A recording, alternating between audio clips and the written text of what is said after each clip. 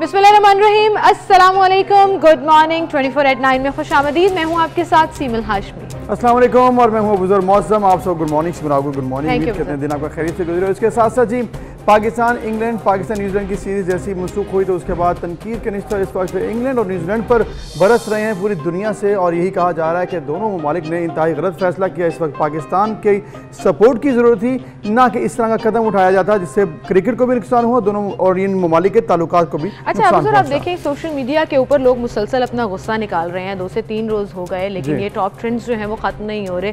कहीं पर मीम्स भी बन रही हैं, कहीं पर इंग्लैंड और ऑब्वियसली न्यूजीलैंड को तनकीद का निशाना बनाया जा रहा है। लेकिन उससे सबसे इम्पॉर्टेंट बात कि इंग्लैंड के अपने अंदर से इंग्लैंड की टीम के ऊपर तनकीद की जा रही है, और फिर साथ साथ ये भी कहा जा रहा है कि इंग्लैंड की गवर्नमेंट का उससे कोई ताल्लुक नहीं है। ये एसीबी ने खुद जो है वो डिसाइड किया है। इंग्लैंड क्रिकेट बोर्ड के ऊपर जो है वो बेसिकली तनकीद की जा रही है। साबिक प्लेयर्स हों, जर्नलिस्ट हों या आम आवाम हो जो ट्विटर का सहारा लेकर अपने ही क्रिकेट बोर्ड को जो है वो तनकीद का निशाना बना रहे हैं। और इसके साथ साथ एक और वजह जिसके हवाले से बहुत ज़्यादा इस वक्त बात भी की जा रही है, सियासी सूरत की अगर हम बात करें तो एब्सोल्युटली नॉट का एक बार फिर जिक्र किया कल फवाद चौधरी ने, और उन्होंने कहा कि जब आप एब्सोल्युटली नॉट कहेंगे तो फिर ऑब्वियसली दुनिया जो है वो आपको कॉर्नर करने की कोशिश करेगी, ऐसे नुकसान तो उठाने पड़ेंगे। और पाकिस्तान मजीद भी तैयार है इस तरह के फैसलों से जो कि उन्होंने कहा कि पाकिस्तान के खिलाफ किए जा रहे हैं। एक साजिश है जो कि पूरी दुनिया इस वक्त उस पर कुछ चंद ममालिक हैं रचा रहे हैं। बिल्कुल, और एक फेडरल मिनिस्टर का ये कह देना कि हमें सर उठाकर जीना है और उसकी कीमत अदा करनी होगी, दैट मींस कि ये जो बातें की जा रही थी कि ये पॉलिटिक्स की नज़र हुआ और पॉलिटिकली कॉर्नर किया गया पाकिस्तान को, उसमें सदाकत है। और इंग्लैंड और का यहाँ पर आकर खेलना हमारे लिए बड़ा इंपॉर्टेंट स्टेप था, खास तौर पर जब आपके इंग्लैंड के साथ ताल्लुकात बहुत अच्छे हों, वो चाहे क्रिकेट बेसिस के ऊपर हों, वो चाहे कल्चरल बेसिस पे हों, ट्रेड की बेसिस पर हों। उसके बावजूद आपको ये भी याद होगा जब हमारी टीम वहाँ पर जाकर खेली, कितने क्रूशल टाइम में खेली, कोविड का पीक था वहां पर, लेकिन इसके बावजूद हमारी टीम वहां गई और आपने सिर्फ एक बहाना बनाकर अपनी दोनों सीरीज विमेन क्रिकेट की भी और मेन क्रिकेट की भी कैंसिल कर दी और कहा कि हम नहीं आएंगे। ये एक एक्चुअली धचका था, लेकिन कोई बात नहीं, we will survive and we will come out of it. Babar Azam भी कल यही कह रहे थे कि हम ना सिर्फ इसमें से बाहर निकलेंगे बल्कि बहुत अच्छे तरीके से बाहर निकलेंगे कि दुनिया इंतजार करेगी कि हम क्रिकेट उनकी जगह खेलने जाएं और हम नहीं। बिल्कुल, आपने कहा पाकिस्तान ने जब गया तो फिर पाकिस्तान ने एक बड़ा जबरदस्त कदम उठाया था इंग्लैंड के दौरे के दौरान, और पाकिस्तान के इस दौरे के जवाब में जब इंग्लैंड ने कहा कि हम अब आपका कर्ज उतारेंगे तो फिर माइक एथर्टन जो कि साबिक कप्तान, उन्होंने कहा कि इंग्लैंड ने वाजिब अदा कर्ज पाकिस्तान का नहीं उतारा। और ये बात इस वक्त पूरे इंग्लैंड में गूंज रही है कि आखिर वो कर्ज क्यों नहीं उतार पाया। क्या ये सियासत की नज़र हो गया या वाकई कोई और बात थी? लेकिन वाकई कोई और बात नहीं थी, सिर्फ ये सियासत थी जो इस वक्त रचाई जा रही है पूरी दुनिया में। बिल्कुल, इसको हम डिस्कस करेंगे जी शो में। एब्सोल्युटली नॉट का जो कॉन्सेप्ट है कि आगे हमें क्या क्या कीमत अदा करनी पड़ सकती है और क्या हम इसके लिए तैयार हैं, ख़ास तौर पर जब आप अपने मुल्क की सिचुएशन को भी देखते हैं और फिर अफगानिस्तान की सिचुएशन को भी देखते हैं, जिसको हम क्लियरली सपोर्ट तो नहीं कर रहे, लेकिन प्राइम मिनिस्टर साहब ने जो कल इंटरव्यू दिया उसमें ये ज़रूर कहा और बार बार इस चीज़ का जिक्र किया जा रहा है कि हमें वक्त देना होगा। तालिबान की पॉलिसीज चेंज हुई हैं, वो चाहे ख़वातीन के राइट्स से हो, ह्यूमन राइट्स के हवाले से हो, किसी भी तरह से हो, हमें वक्त देना होगा और उसके बाद डिसाइड करना होगा कि अफगानिस्तान की हुकूमत को एक्सेप्ट करना है या नहीं करना। जी, और इसके साथ साथ ज़बीउल्लाह मुजाहिद साहब ने भी कहा है कि पाकिस्तान का जो किरदार था, खासकर इमरान खान का जो किरदार था, वो काबिल सताइश है। उन्होंने ये भी बात की है कि इस वक्त पूरी दुनिया एक तरफ तो अफगानिस्तान के जो हैं असासे मुंजमद कर रही है, दूसरी तरफ इमदाद की बात भी कर रही है। तो सबसे पहले अगर आप असासे जो हैं उनको अनफ्रीज कर दें तो ही मामला बेहतर हो सकते हैं। इस तमाम सिचुएशन पर जो कि इस वक्त इंटरनेशनल पॉलिटिक्स रीजनल भी हो रही है और इंटरनेशनल लेवल पर भी हो रही है, इस पर हम बात करेंगे। हमारे साथ मौजूद हैं सैफुर रहमान साहब, सीनियर तजज़ियाकार सहाफ़ी हैं। सैफुर रहमान साहब, बहुत शुक्रिया, आपने वक्त दिया। सबसे पहले बात करेंगे जी हम एब्सोल्युटली नॉट के जो खुमियाजा की बात की जा रही है कि अब भुगतना पड़ेगा, पाकिस्तान इसके लिए तैयार है। फवाद चौधरी साहब ने तो कह दिए, आप बताएं कि वाकई ये एब्सोल्युटली नॉट की वजह से ये सब कुछ हो रहा है जो इस वक्त पाकिस्तान के खिलाफ क्रिकेट के हवाले से फैसले लिए जा रहे हैं? नहीं, बिल्कुल, ये सिर्फ क्रिकेट का इशू नहीं है। देखिए, ये एक बैनुल-अक़वामी, हम देखें ये साजिश का लफ्ज भी कह के मुंह पक गया है कि बाकायदा पाकिस्तान ये बहुत अरसे से फेस कर रहा है। उसमें हमारी माजी की हुकूमतों के भी कुछ ऐसे मिस्टेक्स हैं। उसमें हमारे आप देखेंगे माजी में मिलिट्री एस्टेब्लिशमेंट भी और वो आग के साथ खेलते रहे हैं। कुछ हमने इस तरह का ट्रैक रिकॉर्ड बना कि जिसमें याद मुझे पड़ता है एक बहुत अरसा कबल लेकर हमारा एक बहुत बड़ा चैनल है आदि की तरह का, वहाँ पे हम बैठे डिस्कशन कर रहे थे एक और न्यूज एंकर तो पूछने लगे जी अमेरिका पाकिस्तान के बारे में, और अमेरिकन कौंसल जनरल भी मुझे मिले उन दिनों, हार्गन राइडर थे वो, वो कहने लगे कि जी पाकिस्तान डबल क्रॉस करता है। तो मैंने कहा जी पाकिस्तान डबल क्रॉस नहीं करता, हर मुल्क के अपने मुफाद होते हैं बुनियादी, उन बुनियादी मुफादात को आप किस हद तक कॉम्प्रोमाइज कर सकते हैं। ये तो नहीं है कि अमेरिका जो कुछ भी कहे हम वो पूरी की पूरी बात तो नहीं मान। अब आपको याद होगा एक ऐसा भी मौका है कि हमने हर बात उनकी नहीं मानी, उनकी टू मोर डिक्टेशन नहीं तस्लीम की। सलाला का वाकया आपके सामने है, और भी इस तरह के कई मामला थे जिसमें पाकिस्तान ने अपने आप को असर्ट किया और कुछ अपने मफादत का तहफ़्फ़ुज़ किया। इसको वो कहते हैं कि हमें जब भी कोई अमेरिकन इनका यूएस पाकिस्तान स्ट्रेटेजिक डायलॉग हुआ था नेशनल डिफेंस यूनिवर्सिटी में, वहां मैं गया, उनके भी वहां जो इंटेलिजेंस ऑफिसर्स बड़े बड़े डायरेक्टर्स और सीनियर आए थे अमेरिकन, वो ये कह रहे थे कि जी पाकिस्तान हमारे साथ पूरा तावन नहीं कर रहा। तो हमने उन्हें कहा जी ये डू मोर वाला जो तस्वर आपने सिर्फ पाकिस्तान पे लागू किया हुआ है, ये किसी हद तक जायज नहीं है। Pakistan as a sovereign country उसने एग्जिस्ट करना है, उसने अपने अवाम का अपने मफाद का तहफ़्फ़ुज़ करना है। तो ये एक हमारी बहस बड़ी देर से चल रही है। उसी पस मंजर में अब अगर हमारे से वो अड्डे मांग रहे हैं और वजीर आज़म इमरान खान है और उनके साथ मिलिट्री एस्टेब्लिशमेंट्स पर भी हमारा पूरा जो स्ट्रक्चर है, उन्होंने कहा जी हमने किसी भी तौर पे एब्सोल्युटली नॉट, हमने अड्डे नहीं देने। तो ये मेरा ख्याल इस पस मंजर में बिल्कुल हमारा एक सही जवाब था। अब अगर इसका बदला लिया तो जाहिर एक ताकतवर मुल्क है जो दुनिया को डिक्टेट करता रहा है, जिसकी हेजीमनी चौधराहट है दुनिया पे, वो तो कहेगा जी ये चाय पीदी और चाय पीदी का शोरबा पाकिस्तान है क्या। लेकिन ये भी नहीं है कि पाकिस्तान है, अल्लाह के करम से ये एक मर्द वजूद में जब आया बिल्कुल एक आइडियोलॉजिकल बेसिस पे और दुनिया में एक कुव्वत है। ये पाकिस्तान की जो अवाम है, पाकिस्तानी जो नेशन है, इससे तो मुझे बहुत उम्मीदें हैं। मैंने आपको बताया भी था कि एक हम बाकायदा बाहर के फॉरेन टूर्स भी करते हैं और यहाँ पे भी जो हम स्ट्रेटेजिक स्टडीज करते हैं उसमें एक सब्जेक्ट स्टडी किया जाता है एलिमेंट्स ऑफ नेशनल पार्क, कि पाकिस्तान की इज्तिमाई कौमी कुव्वतें जो सलाहियतें वो क्या है, वो बेपनाह है माशाल्लाह। और उसमें पाकिस्तान का जो मुआशरा है वो फरोग पा रहा है। भले हुकूमतें कमजोरियां भी दिखाती होंगी, हुकूमतों के अपने अंदर बैठे हुए लोगों के अपने मफाद भी होते होंगे महसूस, लेकिन मुआशरा हमारा चूंकि नमो पा रहा है, इसलिए मुझे इससे बड़ी तवक्कुआत हैं। बिल्कुल सही कह रहे हैं आप सैफ साहब, तवक्कुआत तो हैं, वो पाकिस्तानी कौम हो या बहैसियत पाकिस्तानी, हमें तो प्राउड भी है कि हमारा ताल्लुक पाकिस्तान से है। लेकिन वहीं पर जब हम ये कहते हैं कि जैसे हमने बोल दिया एब्सोल्युटली नॉट, और हम सर उठाकर अब खड़े हो गए कि हमारे अपने बुनियादी मकासद भी हैं जिसे हमने हासिल करना है, और उसके लिए जब हम डिसीजन लेंगे तो आप I-5 की बात कर लें, अगर क्रिकेट जोन में बात करें, नहीं तो जो सुपर पावर्स हैं वो कहीं ना कहीं हमें कॉर्नर करेंगी, ऑल्दो उनको हमारी जरूरत है, ये बात तो बिल्कुल है। लेकिन क्या हम एक्चुअली स्टैंड कर पाएंगे? सैंक्शंस भी लग सकती हैं, अभी तो सिर्फ क्रिकेट की दुनिया में हो रहा है ना, उसके बाद मजीद और भी डिसीजंस ऐसे आएंगे जिसमें हमें फील होगा कि हमें कॉर्नर किया जा रहा है। ये तो माशाल्लाह आपने लाइक स्ट्रेटेजिस्ट सवाल किया है, ये बड़ा उम्दा सवाल है। देखिए एक बात कही गई है, आप फिर ताज़ा तरीन, कि पाकिस्तान जो है आज़म की सतह पे कही गई है कि पाकिस्तान तालिबान की हुकूमत को तस्लीम करेगा सबसे मुशावरत के साथ। वो इसके पीछे पिनहान यही कि आप किसी सवाल का जवाब, यानी कि अगर नहीं तो पाकिस्तान जो है, पाकिस्तान के खास तौर पे हमारे पश्तून लोग जो हैं और वहाँ के पश्तून जो तकरीबन अक्सरियत में हैं, उनके आपस में इतने मोहब्बतें हैं, इतने रिश्ते जुड़े हुए हैं, और पाकिस्तान और अफगानिस्तान का एक पुराना ताल्लुक है। तो पाकिस्तान पहला मुल्क होता तस्लीम कर लेता, इसलिए वो कह रहे हैं कि मुशावरत से दुनिया को देख के हम चलेंगे। ये नहीं कि पाकिस्तान अफगानिस्तान का खैरकार नहीं है, पाकिस्तान तो पहले ही है, उनके कितने रिफ्यूजीज यहाँ रह रहे हैं, कितने महाजरीन, और कितनी सहूलतें दी, पाकिस्तान ने मॉरल सपोर्ट किया, उनके असूली मौक़िफ़। मैं ये नहीं कह रहा कि तालिबान का कोई अगर गलत कोई उनका स्टैंड था उस पर नहीं हम साथ उनके खड़े, लेकिन यही बात है कि ये सैंक्शंस वाली बात, ये अब आप जो कह रही हैं, मुझे भी ये खदशात हैं कि क्या हम इस हद तक इतनी सलाहियत रखते हैं कि हम तने तनहा सारी दुनिया से या दुनिया की ताकतवर मुल्कों से कह लें, उनका मुकाबला भी कर लें और आगे जाके अपनी मईशत को भी चला लें। पहले ही ज़बूं हाली है, इसलिए हमें को थोड़ा सा जिसे हम खारजा पॉलिसी कहते हैं, डिप्लोमेसी कहते हैं, डिप्लोमेसी को हाथ से नहीं जाने दें। लेकिन हम बिल्कुल इंतहाओं में न रहें, माजी में भी यही इंतहाएं रही, माजी में ये इंतहा रही कि जी जो कहा गया वो मान लिया गया, अब हम कहते हैं जो कहा वो नहीं मानना, बिल्कुल दरमियान का कोई रास्ता निकालने। लेकिन सैफ साहब मसला ये है ना कि सैफ साहब मसला ये है कि दरमियान का रास्ता निकालने नहीं दिया जाता ना, कहा जाता है या तो आप हमारे साथ हैं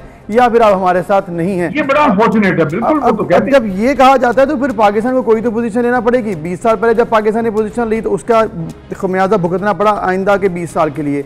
अब जो ऑब्वियसली पाकिस्तान पोजीशन ले रहा है, लेकिन इस वक्त स्ट्रेटजी थोड़ी डिफरेंट नहीं आपको लग रहा है? क्योंकि पॉलिटिक्स में जिसमें कंट्रीज बहुत इन्वॉल्व हो चुके हैं, ईरान भी इसमें शामिल है, पाकिस्तान के हमसाया ममालिक के साथ ताल्लुकात, आपको लग रहा है पाकिस्तान 20 साल पहले वाली से अब बेहतर पोजीशन में है? जी, पाकिस्तान पहले से बहुत बेहतर पोजीशन में है। मैंने वही कहा ना कि हम इंटरनली अंदरूनी तौर पर हम थोड़े से बेहतर हुए हैं। हमने माजी से कुछ सबक सीखा है, हमने अपनी कमजोरियों खामियों को आइडेंटिफाई किया है और आगे बढ़ रहे हैं। ये तकरीबन अगर तमाम आपका पूरा एक फॉर्मेशन है पूरे पावर स्ट्रक्चर की, उन्होंने बहुत सी चीजों में अपने पैराडाइम शिफ्ट किए हैं, तब्दीली की है। क्योंकि हमने भी साथ साथ सीख भी रहा होता है, एक हर मुल्क हुआ, फर्द हुआ, वो सीख भी रहा होता है वक्त के साथ साथ, और उसको साथ एडजस्टमेंट भी करनी पड़ती है। इसलिए हम बेहतर पोजीशन में है। मेरा नहीं ख्याल कि पाकिस्तान को आसानी से कोई आसान शिकार नहीं है पाकिस्तान। बिल्कुल अलबत्ता मुश्किलात हैं, चैलेंजेस हैं। चैलेंजेस तो फिर कौमों की जिंदगी में आती है, और फिर इस तरह के क्रॉस रोड्स पे जो कौमें या ममालिक होते हैं पाकिस्तान की तरह, उनको बेपनाह होते हैं। लेकिन स्ट्रेटेजी हमें हर वक्त ऑन द हील कराना पड़ेगा। बिल्कुल ये नहीं है कि हम आज जाके आराम से सो जाएं कि चलो जी कुछ नहीं होगा, ये कुछ नहीं होगा वाला चक्कर नहीं है। या तो हमें तैयार रहना पड़ेगा या कहीं ना कहीं ग्रे एरिया में भी स्टैंड करना पड़ेगा, ताकि लीनियंसी जो आपने डिप्लोमेटिक बात की कि हमें उस अप्रोच के साथ जो है वो खेलना पड़ेगा। लेकिन जहां पर तनकीद हो रही है हमारे डिसीजन की, वहीं अप्रिसिएशन भी हो रही है। और हमारा हमसाया मुल्क अफगानिस्तान जो है, जिसको अभी तक हमने एक्सेप्ट नहीं किया उसकी अबूरी हुकूमत, और हम कह रहे हैं कि हम देखेंगे और उसके बाद एक्सेप्ट करेंगे, वहाँ पर जो नायब वज़ीर इत्तलात हैं ज़बीउल्लाह मुजाहिद, उन्होंने कल एक इंटरव्यू दिया जी, और उन्होंने कहा कि वज़ीर आज़म इमरान खान की अमन बारे कोशिशों को अफगानिस्तान में मुदाखलत ना समझा जाए। और इमरान खान साहब की उन्होंने तारीफ भी की है कि हम उनके बयान की खैर मकदम करते हैं कि वो अफगानिस्तान में अमन चाहते हैं। सो तारीफ एक्सेप्ट तो हमने नहीं किया, लेकिन तारीफ खान साहब की होना शुरू हो गई वहाँ पर। हाँ जी, ये मेरा ख्याल है कि वो जो हमारे एक चेंज दिखाई दिया ना कि माजी में, तो मैंने कहा ना कि हम आग से खेलते रहे हैं। हमने एक डीप स्टेट का तस्वर लिया हुआ था कि अफगानिस्तान में जितनी मुदाखलत कर ली जाए, अफगानिस्तान को अपना जैसे एक बगल बच्चा बनाया हुआ था। ये चीज गलत थी। वो भी एक सॉवरेन मुल्क है, हम भी एक सॉवरेन मुल्क है। हमें उनके साथ दोस्ती बढ़ानी चाहिए, तावन करना चाहिए, मुदाखलत नहीं करनी चाहिए। अब ये चूंकि हमारी सोच, अब ये हमने एक सबक सीखा है कि मुदाखलत नहीं करनी, उसकी आगे से तारीफ भी उन्होंने की। अलबत्ता 2-3 चीजें ऐसी हैं कि पाकिस्तान को तशवीश लाहक है, वो मुदाखलत तो नहीं करेगा लेकिन दबाव बढ़ाएगा, उसको दबाव कह लें, या पाकिस्तान उस मामले को बड़ा पुरजोर तरीके से उसको परस्यू करेगा। वो ये है कि उनके कुछ स्प्लिंटर ग्रुप जो उनके जेर साया पलते रहे, तहरीक तालिबान पाकिस्तान और दीगर कुछ और इस तरह के, जो वो बहुत से हौसला उन्होंने पकड़ लिया है। पाकिस्तान में वो कार्रवाइयां कर रहे हैं, हमारे नौजवान शहीद हो रहे हैं। जी, और अभी हाल ही में आपने देखा होगा कई वाकयात हुए हैं। अभी कल मीर अली में एक वाकया हुआ, इससे चंद रोज कबल हमारे साथ जवान शहीद हुए। ये मामला है, इसमें वो तहरीक तालिबान पाकिस्तान मुकम्मल तौर पे अब अफगान तालिबान के काबू में नहीं आ रहे। सैफ साहब, आप इस बता रहे हैं ये तो मामला इस वक्त पाकिस्तान ने उजागर किया है, और इसके साथ साथ ये भी मसला पाकिस्तान ने बताया है, और इस पर ज़बीउल्लाह मुजाहिद बल्कि तालिबान गवर्नमेंट ने भी कहा कि मेक श्योर करेंगे कि ऐसा दोबारा ना हो। पाकिस्तान जो है पाकिस्तान महफूज है, और हम कोशिश करेंगे अफगानिस्तान से ऐसी कोई रास्ता ना निकाला जाए जैसे कोई टेररिज्म को सपोर्ट किया जाए। लेकिन दूसरी तरफ एक और इशू बहुत ज़्यादा इंपॉर्टेंट है तालिबान के लिए, वो है दुनिया की नज़रें जो हैं कि वहाँ पर क्या गवर्नमेंट जो बन रही है उसमें ताजिक उज़्बेक शामिल होंगे। अब कल जो मज़ीद नाम आए उसमें ताजिक और उज़्बेक मज़ीद शामिल भी हुए, ये अच्छी बात है। फिर ख़वातीन के हवाले से वो कह रहे हैं कि हम जॉब्स भी देंगे, स्कूल जाने भी देंगे। इमरान खान साहब ने भी कहा कि उन्हें थोड़ा वक्त दें, वो ये कर देंगे। फिर इसके अलावा उनके अकाउंट्स का मसला है कि इस वक्त दुनिया में जो अकाउंट्स उनके फ्रीज हुए हैं और मज़ीद इमदाद भी चाहिए। ये 3 जो एस्पेक्ट्स हैं, इसको कैसे देखते हैं आप? नहीं, मेरा ख्याल है, देखिए ये एक ह्यूमैनिटेरियन इशू है। अगर उनका देखिए उनका फंड है, जो भी एक जायज फंड है जो उनके नाम पे एक जगह पे पड़ा है, एक अकाउंट बैनुल-अक़वामी बैंक्स में या उनके सिस्टम में पड़ा है, तो उसको हम फ्रीज करने में हर्ज क्या है? देखिए जब आप दावेदार हैं, अलमबरदार बने हुए हैं, चैंपियन बने हुए हैं ह्यूमन राइट्स के, इंसानी फलाह के और दुनिया के चैंपियन बने हुए हैं, तो ये ज़बीउल्लाह मुजाहिद को नहीं 9 अरब डॉलर जाने, ये तो अफगान अवाम को जाने। आप देखिए अक़वाम मुत्तहिदा की एक ताज़ा तरीन रिपोर्ट आई है कि 18 मिलियन लोग भूख से ना मर जाएं या उनके स्टारवेशन की तरफ वो जा रहे हैं। बहुत बुरे हालात हैं। तो इसलिए इन चीजों को मैं समझता हूँ कि चौधराहट के तनाजुर में या पैराए में देख के अगर अमेरिका या उसके हवारी हल करेंगे तो वो तो फिर एक बहुत बड़ा ह्यूमैनिटेरियन कैटास्ट्रॉफी जिसे कहते हैं, एक तबाही की तरफ एक मुल्क को ले जाने वाली बात है। इंतकाम तो ठीक है आप ले सकते हैं कि गुस्सा है आपको कि जी वहां से हम निकले हैं, लेकिन गुस्सा अवाम पे तो ना निकालें। जान लें कि अगर हुकूमत में लोग बैठे हैं जिनसे आप नाराज हैं तो अफगान अवाम का बेचारों का क्या कसूर? बिल्कुल सही, बिल्कुल। लेकिन इस तरह से देखा नहीं जाता ना सैफ साहब, जैसे कल शाह महमूद कुरैशी साहब ने कहा कि अफगानिस्तान के मुंजमद असासे जो हैं वो भी बहाल किए जाएं और मुतालबा भी किया इस हवाले से। जब वो सहाफ़ियों से गुफ्तगू कर रहे थे तो कहीं ना कहीं ये हम पे फिर टैग लग जाता है कि हम सपोर्ट कर रहे हैं, हम अफगानिस्तान में खैर मकदम भी कर रहे हैं, हम सपोर्ट भी कर रहे हैं और इनडायरेक्टली एक्सेप्ट भी कर रहे हैं। ये जो इल्ज़ामात हम पर लगाए जाते हैं ये तो फिर आपको पता है उनका खुमियाजा भुगतना पड़ता है। लेकिन जो कल अमरीकी सदर जो बाइडन ने कहा कि अमन इस्लाहात करने वाली किसी भी कौम के साथ काम करने को तैयार हैं और उन्होंने अपनी शिकस्त को कोई नहीं माना। उन्होंने कहा कि हम 20 साल बड़ा अच्छा काम करके आए हैं और अभी इट वाज अबाउट टाइम कि हम चले जाते हैं यहाँ से। ये तो एक काम तो उन्होंने अच्छा किया कि मुसलमानों को मुसलमानों से लड़ा दिया। अब देखिए ना, हमारे बहुत से तज्जियाकार कहते हैं जी दाइश जो अमेरिका ने बनाई। अब इस पे बहुत मुझे याद पड़ता है कि बहुत बड़े हमारे मुफक्कर एक आलम थे, मैं उनको आप इसको नाम नहीं लूंगा क्योंकि वो बेचारे फैटअप की नजर हो गए हैं। तो मैंने उन्हें पूछा कि जनाब ये दाइश ये तालिबान जो हैं इनके बारे में आपका क्या तस्वर है? और वो आलम दीन है बहुत बड़े और मुजाहिदीन में हमारे शामिल होते हैं। तो वो कहने जी दोनों खारजी हैं, दोनों खारिज इस्लाम है। बहरहाल ये उनका अपनी एक सोच थी। अब ये है कि इस्लाह करने वाले लोगों से अब इस्लाह अमरीकी अंदाज में वो समझते हैं कि होगी तो वो कर क्या अब अफगान सारे अमरीकी बन जाएं या वही स्टाइल अख्तियार कर लें या उनकी तमाम डिक्टेशन ले लें। तो ये चीजें हैं कि अब मेरा ख्याल है वहां भी ये एहसास पाया जाता है कि मुसलमानों को मुसलमानों से लड़ाया गया और ज्यादा हलाकतें या शहादतें मुसलमानों ने किया गया बेसिकली। तो अब ये है कि ये एक एहसास पाया जा रहा है। इसलिए मैं समझ रहा हूँ कि अफगान तालिबान भी अब बहुत तब्दील हुए हैं, माजी से भी बहुत सबक सीखे और मुख्तलिफ अंदाज में वो अब दुनिया के साथ एक नए state craft modern state craft का तस्वर इस्लामी अमाराती फीचर्स के साथ वो चलाएंगे। मुझे उम्मीद है इसमें पाकिस्तान को और दीगर खित्ते के ममालिक उन्हें सपोर्ट करना चाहिए ताकि वो अगर आइसोलेशन में कोई और गलत फैसले न कर या फिर धकेल ना दिए जाएं अंधेरों में। तो फिर सैफ साहब इसका मतलब है कि पाकिस्तानी गवर्नमेंट का जो स्टांस है, जो इमरान खान साहब का स्टांस है कि थोड़ा वक्त दिया जाए तालिबान को, तो वो ठीक है क्योंकि अगर वो अपनी मखलूत हुकूमत बना रहे हैं, उसमें ताजिक शामिल कर रहे हैं, ख़वातीन के हवाले से उनको राइट्स देने की कोशिश कर रहे हैं, मज़ीद बात भी पॉजिटिव कर रहे हैं, ताल्लुकात बना रहे हैं ममालिक से, तो फिर इसका मतलब है कि उनको वक्त दिया जाए। ये बात इमरान खान साहब की ठीक है, तभी इस हवाले से उनकी तारीफ भी हुई अफगानिस्तान की तरफ से। मैं समझता हूँ कि वक्त दिया जाए क्योंकि फिर भी अभी वो उनके लिए देखे ना एक पूरा निज़ाम हुकूमत। वैसे तो वो अफगान तालिबान की एक मीरास तो उनके पास है, वो यानी 5 साल तो वो हुकूमत कर चुके हैं मादी, उनके बड़े अब भी मौजूद हैं जो उनको रहनुमाई कर रहे हैं। लेकिन साथ साथ ये देखे ना वक्त के साथ बहुत सी तब्दीलियां भी आ जाती हैं जमाने में, हालात में, दुनिया में इंटरेक्शन, डिप्लोमेटिक चीजें तब्दील हो जाती हैं। भारत क्या करता रहा है, भारत के साथ कैसे डील करना है, चीन के क्या खदशात हैं, चीन के क्या इंटरेस्ट हैं, इस वक्त सीपैक भी अब आ चुका है फील्ड में।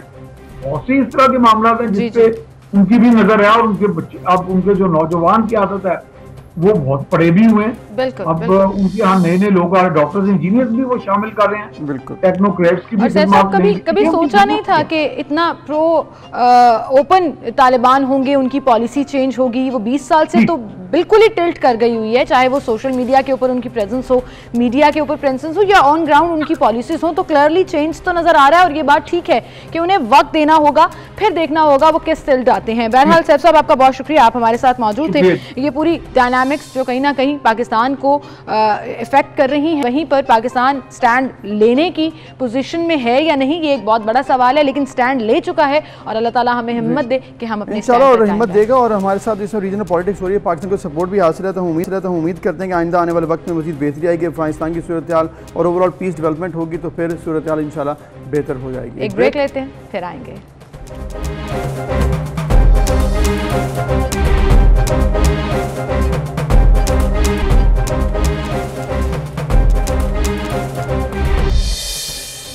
Welcome back viewers. अब हम बात करेंगे आलमी वबा कोरोना के हवाले से, जिसके वार कुछ कम हुए अल्हम्दुलिल्लाह। और अगर बात करें तो पाकिस्तान कोरोना के मजीद 47 जानें इसकी वजह से गई और एक दिन में 2333 नए केसेस रिपोर्ट हुए, जबकि मस्बत केसेस की शरह भी कुछ कम हुई है और वो है जी 4.56। बिल्कुल। और इसके साथ साथ अब जैसे ही ये रेशो कंसिस्टेंट है काफ़ी दिनों से कि 4 और 5 मोस्टली 4 के अंदर ही रह रही है, तो उसके बाद जो है वो अभी डिसीजन लिया गया कि जहां पर स्मार्ट लॉकडाउन लगाया गया था और जिन हाई डिजीज एरियाज़ का जिक्र किया गया था वहां पर अब नरमी कर दी गई है और एक नया नोटिफिकेशन जारी कर दिया गया है। मार्केटों और बाजारों के औकात रात 10 बजे तक, फिर इतवार को सिर्फ छुट्टी होगी। इंडोर डाइनिंग 50% वैक्सीनेटेड लोगों के लिए खोलने का भी डिसीजन ले लिया गया है, जिसमें लाहौर और कराची भी ऑब्वियसली शामिल है। NCOC ने ये डिसीजन लिया।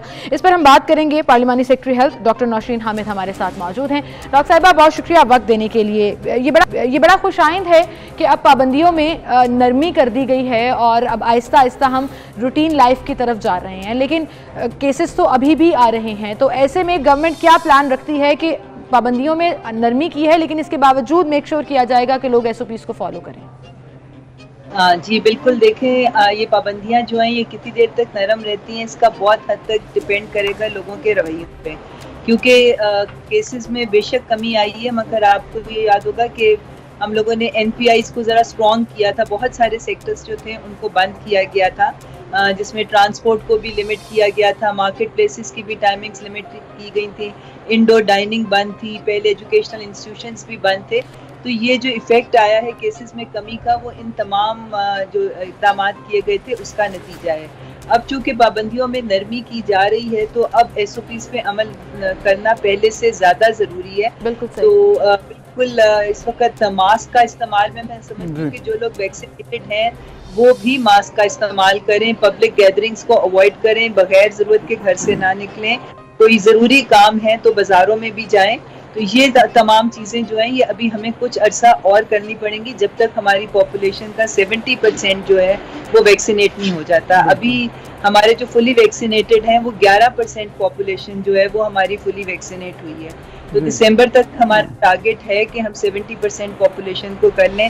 तब तक हमें SOPs पे भी अमल दरामद जो है सख्ती से करना पड़ेगा और बाकी भी जो गवर्नमेंट के इंस्ट्रक्शंस हैं उसको फॉलो करना। ठीक है डॉक्टर साहब, आपने बिल्कुल सही कहा कि फॉलो तो आप कर रहे हैं सिचुएशन को, लेकिन ये बताइएगा जो कि डेल्टा वेरिएंट के हवाले से बात की जा रही थी, अब क्या ये डिक्लाइनिंग की तरफ है और क्या स्टडी इस वक्त हो रही है जो कि इस वक्त वेरिएंट्स के हवाले से बात चल रही थी और कहा जा रहा है कुछ नए वेरिएंट्स पर भी इस वक्त स्टडी हो रही है, इस वक्त NCOC इसको कैसे देख रहा है? देखिए जी, ये वेरिएंट्स जो हैं वो तो इस वक्त दुनिया में बहुत सारे मौजूद हैं, मगर जिस तरह से एक वो जो बात होती है कि सर्वाइवल ऑफ द फिटेस्ट, तो उसके अंदर ये है कि हमारा जो डेल्टा वेरिएंट है उस वक्त ये सबसे स्ट्रॉन्ग वेरिएंट है जिसने तमाम वेरिएंट्स को जो है वो उनको डोमिनेट कर लिया है। तो इस वक्त पूरी दुनिया में जो डोमिनेंट वेरिएंट है वो डेल्टा ही है।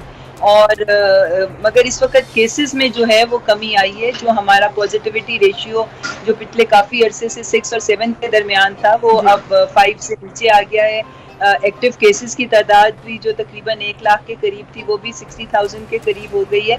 तो इंडिकेटर्स बेहतर हो रहे हैं, मगर एहतियात जो है वो अभी भी लाज़मी है। बिल्कुल, इंडिकेटर्स बेहतर हो रहे हैं, लेकिन डॉक्टर साहब एक चीज़ जो बेहतर नहीं हो पा रही है वो रवैये हैं हम लोगों के। जो हमारे आसपास ही लोग मौजूद हैं, अभी भी लोग प्रेफर कर रहे हैं और हो भी रहा है, जाली सर्टिफिकेट बनाकर अपने आप को वैक्सीनेटेड शो कर रहे हैं ताकि वो तमाम पाबंदियों से मुबर्रा हो जाएं और लेकिन सिस्टम का हिस्सा न बने और ना ही वैक्सीनेट हो सकें। उनके लिए क्या किया जा रहा है? इस सिस्टम को कैसे पकड़ा जा सकेगा? अभी भी नादरा के जाली सर्टिफिकेट बन रहे हैं और अब तो 200, 300 में बन रहे हैं। जी देखिए, ये जितने लोग भी जाली सर्टिफिकेट बना रहे हैं इनके लिए मैं आपके तवज्जुह से उनको वार्निंग देना चाहती हूँ कि ये जाली सर्टिफिकेट जो हैं ये ट्रेस हो जाते हैं और इसके लिए सज़ा भी है, जुर्माना भी है। और सबसे बड़ी बात यह है कि वो एक अपनी कौम के साथ जो है वो ख़यानत कर रहे हैं।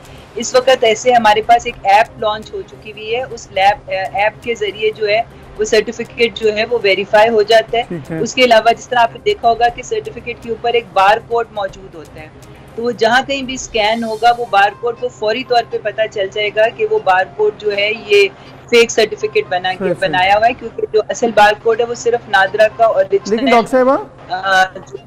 उसमें मौजूद है। आप जो कह रही हैं कि इस तरह से एप्लीकेशन होगी और बारकोड चेक होंगे, ये तो पॉसिबल नहीं है ऑलरेडी। जिस तरह से मार्केट्स में और आपने जिस तरह रेस्टोरेंट्स में कहा, फिर शॉपिंग मॉल्स में और दीगर जगहों में जहाँ पर या बस स्टैंड्स पर जहाँ पर वैक्सीनेशन के कार्ड्स लोग चेक करते हैं और वो भेज देते हैं। अभी तो ये चेकिंग तो निज़ाम बड़ा मुश्किल था जो कि लागू हो गया, फिर इसको दोबारा से काउंटर चेक करना, क्या आपको लग रहा है ये पॉसिबल हो जाएगा आइंदा चंद हफ्तों में?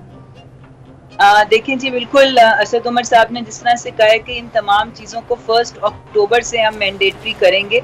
अभी तो एक बिल्कुल कहा तो जाता है, मगर जो एक्चुअल इसकी इम्प्लीमेंटेशन होगी वो 1 अक्टूबर तक टाइम दिया जा रहा है कि अपने अपने वैक्सीनेशन सर्टिफिकेट जो हैं वो बना लें। उसके बाद आईटी का इस्तेमाल किया जाएगा और डेफिनेटली ऐसे स्कैनर से ऐसी चीज़ जो है वो इन मार्केट प्लेसेस पे और इन सारों के पास होगी कि जिससे ये स्कैन होंगे।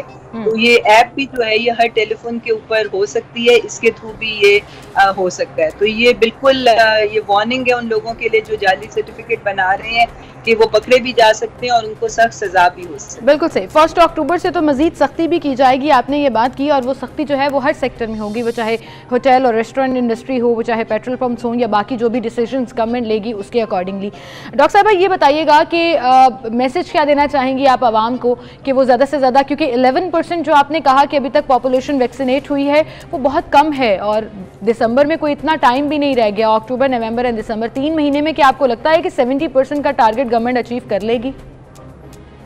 देखिए जी, पहले तो बिल्कुल ये हमारी वैक्सीनेशन का अमल बहुत स्लो था। जी डॉक्टर साहिबा, सिग्नल्स का थोड़ा प्रॉब्लम है। डॉक्टर साहब गुफ्तगू करी थी वैक्सीनेशन के हवाले से। पहली डोज जो है वो अभी तक लोगों ने लगवाई है तकरीबन 7 करोड़ लोगों ने, और जो सेकंड डोज है वो यानी कि फुली वैक्सीनेटेड जो लोग हैं वो हैं तकरीबन 2 करोड़ से लगभग, यानी कि 11% उन्होंने बताया।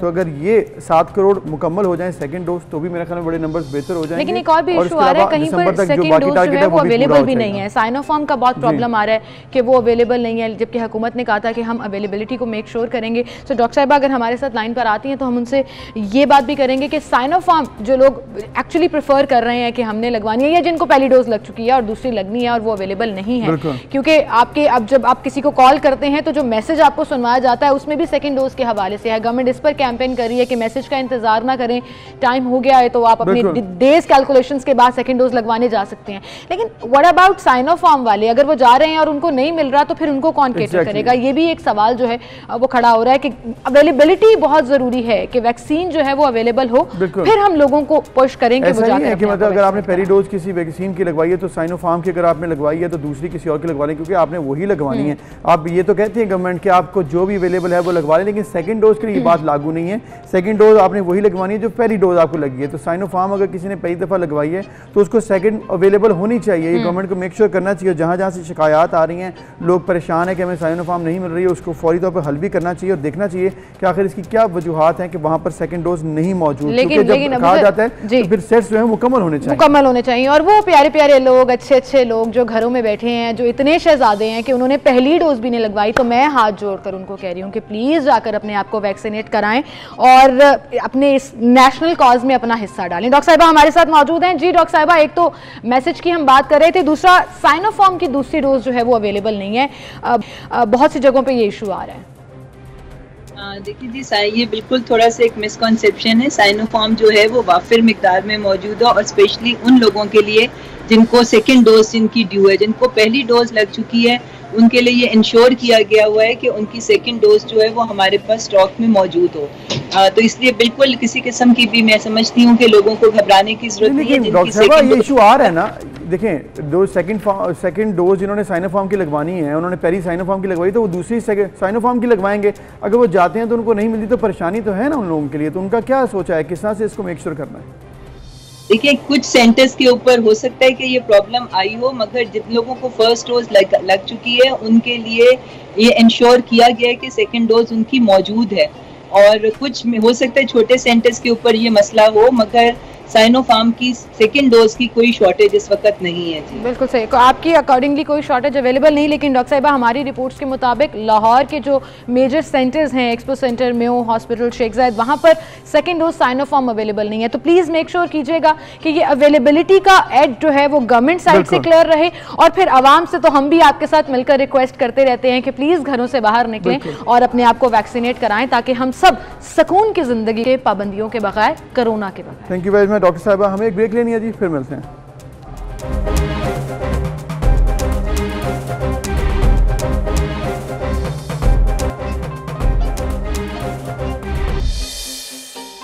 वेलकम बैक, एक बार फिर से आपको खुशामदीद कहेंगे। नाज़रीन, जब भी हम बात करते हैं पाकिस्तानी टैलेंट की या पाकिस्तानी लोगों की जो पोटेंशियल रखते हैं, चाहे उम्र में हो या बड़ी उम्र में हो, वो कहीं ना कहीं ना सिर्फ पाकिस्तान को प्रमोट कर रहे होते हैं बल्कि उनके कल्चर के लिए भी काम कर रहे होते हैं। और आज ऐसे ही एक गेस्ट हमारे साथ मौजूद है। बिल्कुल, उनका नाम है जी मलिक जुलान, जो कि इंडोनेशिया में मौजूद हैं और पाकिस्तानी प्रोडक्ट्स जो कि इंटीरियर से ताल्लुक़ रखती हैं, जिसमें फर्नीचर भी है, कारपेट्स भी हैं और दीगर चीज़ें होती हैं, वो इंडोनेशिया लेकर जाते हैं और वहाँ पर इनको बेचते हैं, जिससे पाकिस्तानी कल्चर ज़्यादा प्रमोट होता है, पाकिस्तान की इकॉनमी को भी फ़ायदा पहुँचता है। तो उनसे हम आपकी बात करवाते हैं।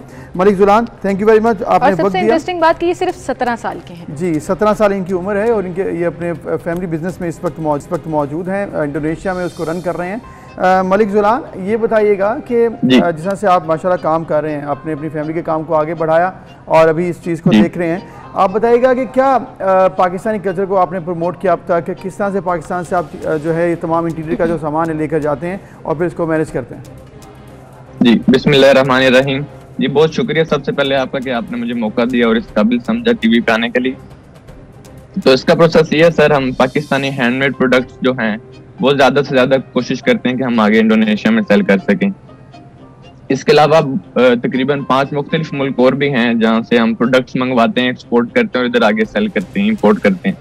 लेकिन ज़्यादा हमारी कोशिश यही होती है कि हम ज़्यादा से ज़्यादा पाकिस्तानी हैंडमेड प्रोडक्ट्स को इधर इंडोनेशिया में प्रमोट करें, और हैंडमेड प्रोडक्ट्स के अलावा जो हमारे पाकिस्तानी ट्रेडिशनल ड्रेस हैं वो हम ज्यादा से ज्यादा प्रमोट कर सकें इधर पाकिस्तान में। इंडोनेशिया मुल्क में भी जब मैं आया तो मैंने यही सोचा था कि हमने ज्यादा से ज्यादा अपने पाकिस्तानी प्रोडक्ट्स प्रमोट करने और अपना कल्चर शो करना है। बिल्कुल, और 1.5 साल से आप ये काम कर भी रहे हैं। अच्छा, हमारे कल्चर में ना बड़ी कलरफुल चीज़ें हैं, वो चाहे ड्रेसेस हों, आपका ताल्लुक चन्योट से है तो चन्योट का तो फर्नीचर वैसे ही दुनिया भर में बड़ा मशहूर है, और फिर कारपेट्स भी। तो ज़्यादा डिमांड इंडोनेशिया में किस चीज़ की आती है, कि मिक्स्ड कलर्स जो हमारे हैं, या किस किस्म का कल्चर इंडोनेशियंस पसंद करते हैं पाकिस्तान का? जी बिल्कुल, इंडोनेशियन ज़्यादा कलरफुल चीज़ें पसंद करते हैं और ज़्यादा डिमांड कारपेट्स की आती है, हैंडमेड कारपेट्स की। और अगर यहाँ के पॉलिटिशियंस की बात की जाए तो वो बहुत शौक से ये यूज करते हैं हैंडमेड प्रोडक्ट्स पाकिस्तान की। सही, तो आप बेसिकली कह रहे हैं कि हैंडमेड प्रोडक्ट्स ज़्यादा पाकिस्तान की यूज़ होती हैं। तो ये बताइएगा, चूँकि आप इंटरनेशनल मार्केट में हैं, वहाँ पर पूरी दुनिया से प्रोडक्ट्स आती हैं, तो पाकिस्तानी जो कारपेट है या इंटीरियर डेकोरेशन की चीज़ें हैं या हैंडमेड जो भी प्रोडक्ट्स हैं, उसका आप क्या देखते हैं? कहीं पर कमी नज़र आती है आपको, कुछ स्टैंडर्ड वाइज, या कोई इशू ऐसा नज़र आता है जो कि पाकिस्तान की जो मार्केट जो यहाँ पर काम कर रही है उसको सीखने का मौका मिले आपसे, ताकि मज़ीद बेहतरी आए हमारी एक्सपोर्ट में? जी बिल्कुल सर, इंडोनेशिया में ये बहुत बड़ी मार्केट है कारपेट की ना, तो इधर लोग बहुत इसको अच्छे से यूज करते हैं और बहुत इसकी डिमांड है हैंडमेड प्रोडक्ट्स की। ज़्यादा से ज़्यादा हम पेशावर हो गया या और भी पाकिस्तान के ऐसे डिफरेंट शहर हैं जहाँ से हम माल लेते हैं और यहाँ आगे इंडोनेशिया में सेल करते हैं। पाकिस्तान के अलावा भी इधर ईरान है, अफगानिस्तान है जहाँ से हम कारपेट्स लेते हैं, लेकिन ज्यादा हमारी कोशिश यही होती है कि इधर इंडोनेशिया में हम ज्यादा से ज्यादा Pakistani single note handmade like this. बिल्कुल सही। अच्छा, एक तो बहुत से लोग बाहर जाते हैं, अपना बिजनेस भी सेटअप कर लेते हैं, लेकिन आपने जहाँ जहाँ जिस के साथ भी काम किया, क्योंकि इंडोनेशियन की पॉलिटिकल पार्टी से लेकर ब्यूरोक्रेट्स तक आपकी पूरा प्रोफाइल के अंदर वो है भी कि आप उनके साथ काम कर चुके हैं। पूरा इंटीरियर की चीज़ें जो हैं वो पाकिस्तानी वहाँ पर आपने उनको ना सिर्फ प्रमोट किया बल्कि दिया भी। कल्चर प्रमोट करने पे कैसा लगता है, और इंडोनेशिया और पाकिस्तान के दरमियान जो कॉमन ब्रिज है वो कैसे बिल्टअप हो सकता है आपके एक्सपीरियंस? देखें जी बिल्कुल, बहुत मुझे खुशी होती है जब मैं अपना पाकिस्तानी कल्चर प्रमोट करता हूँ। देखें, कोई भी गेस्ट जब मेरे ऑफिस में आता है तो मेरी यही कोशिश होती है कि बिजनेस के बाद जब मैं उसको अपना हैंडमेड प्रोडक्ट्स दिखाता हूँ पाकिस्तान के, तो उसके बाद मेरी यही कोशिश होती है कि मैं उसको जो हमारा कौमी लिबास है शलवार कमीज, वो मैं उसको तोहफा दूं। और एक अभी रिसेंटली वाकया कि मैंने उसे अपना पाकिस्तानी तोहफा दिया था शलवार कमीज, तो वो जो उनकी नेशनल असेंबली है या प्रोविंशियल असेंबली होती है जी, वो उधर भी ये लिबास पहन के गया, तो उसमें मुझे बहुत खुशी हुई थी और फख्र हुआ था कि मैं एक पाकिस्तानी हूँ। Very nice, very nice. ये बड़ी अच्छी बात है कि आप अपने कल्चर के बहुत करीब हैं और उसको प्रमोट भी करते हैं। तो जुलान, अब बताइएगा, जैसे हम बात कर रहे हैं क्योंकि पाकिस्तान की इंडस्ट्री आपके साथ इसलिए जुड़ी है क्योंकि आप एक्सपोर्ट कर रहे हैं पाकिस्तान से चीज़ें और वहाँ पर लेकर जाके फ़रोख्त करते हैं, तो फिर आप क्या कहेंगे पाकिस्तानी मार्केट में जो लोग देख रहे हैं कि क्या क्या चीज़ों में काम करें ताकि एक्सपोर्ट, क्योंकि हम तो ऑलरेडी पाकिस्तान में एक्सपोर्ट बढ़ाना चाहते हैं, पाकिस्तान की ज़रूरत है इकॉनमी की, कि पाकिस्तान क्या काम ऐसा करे मजीद किस सेक्टर में जो कि बाहर इसकी डिमांड ज़्यादा है? जी देखिए, अपना अगर हम एशियन कंट्रीज की बात की जाए तो एशियन कंट्रीज में भी कारपेट बहुत ज्यादा बिकता है। जर्मनी में भी मेरे बहुत से रिलेटिव्स हैं, वहाँ भी कारपेट की एक बहुत बड़ी मार्केट है। तो जो पाकिस्तानी हैंडमेड प्रोडक्ट्स हैं, carpet, single note, double note, तो वो हम ये किया जा सकता है कि हम उसको जर्मनी में भी एक्सपोर्ट करें ताकि ज्यादा से ज्यादा हमारी एक्सपोर्ट बढ़े। बिल्कुल सही, और आप जो है वो इसी काम में आगे लेकर चल रहे हैं उसको। लेकिन वहीं पर जुलान, और भी बहुत से लोग हैं जो अपनी हैंडमेड क्रिएटिव प्रोडक्ट्स को इंटरनेशनल मार्केट में लेकर जाना चाहते हैं, और आप जैसी एग्जांपल्स और इंस्पिरेशंस जो हैं वो उनको मोटिवेट भी करती हैं और उनको आगे जाने में मदद भी करती हैं। Julan, thank you so much and good luck for your future, कि इतनी सी उम्र में आपने इतना कुछ सोचा और आप उसको आगे लेकर चल रहे हैं। आई होप कि आपका फ्यूचर और भी ज़्यादा ब्राइट हो और आप पाकिस्तान का नाम रोशन। Thank you very much. और इसके साथ एक्सपोर्ट इंडस्ट्री में ज़्यादा मौके हैं और इसको अगर आप एक्सप्लोर करना चाहते हैं तो एक्सपोज जो होते हैं पूरी दुनिया में, उनका मकसद ये होता है कि आप वहाँ पर जाके मार्केट में अपनी चीज़ें सेल करें और मजीद देखें कि वहाँ पर क्या डिमांड है, तो इस पर पाकिस्तान की इकॉनमी भी बेहतर हो सकती है। एक्सपोर्ट इंडस्ट्री को मजीद इस पर काम करना चाहिए। एक ब्रेक लेते हैं, फिर हाजिर होंगे।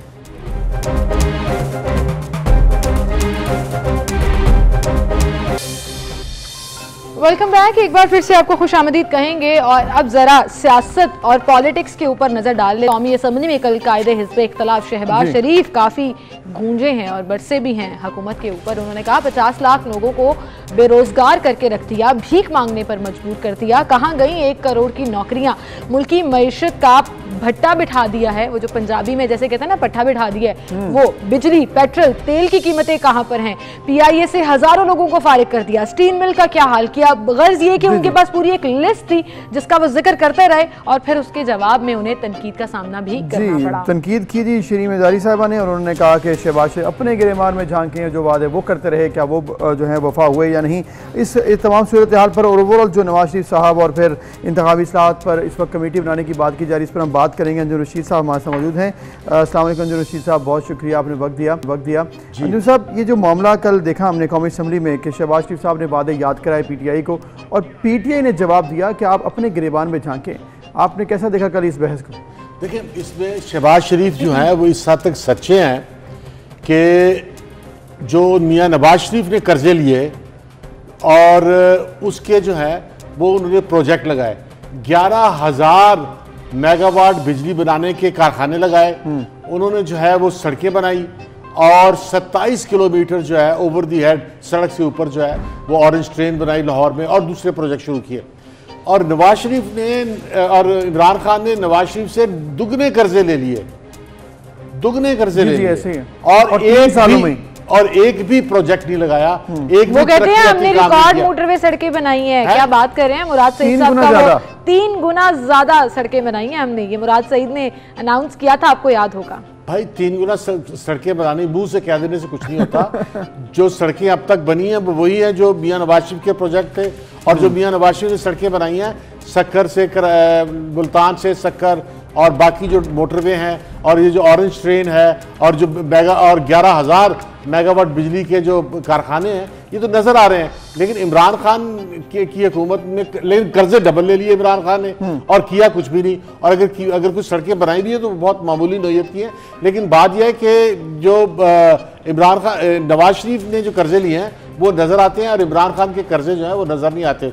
और फिर इमरान खान ने पाकिस्तान को एक बहुत शदीद बहरान में मुब्तला कर दिया है और कर्जों का एक बॉम्ब क्रिएट कर दिया, एक बॉम्ब शेल क्रिएट कर दिया। इतने बड़े कर्जे ले लिए हैं कि ये किसी वक्त भी पाकिस्तान में ये कर्जों का बॉम्ब फूट सकता है और पाकिस्तान बहरान में डूब सकता है। मैं कह रहा हूं डूब सकता है, दिवालिया हो सकता है। इतने कर्जे ले लिए हैं कि शायद अदा भी ना हो। अभी इस माह भी जो है वो 3 अरब अदा करने हैं पाकिस्तान ने, और अगर IMF ने अमेरिका की नाराजगी की वजह से कर्जे डिले किए या ना दिए तो पाकिस्तान का क्या बात आपकी अंजुम साहब कि इस वक्त पाकिस्तान मजीद परेशानी का शिकार है और इकॉनमी मजीद जो है वो अच्छी नहीं जा रही।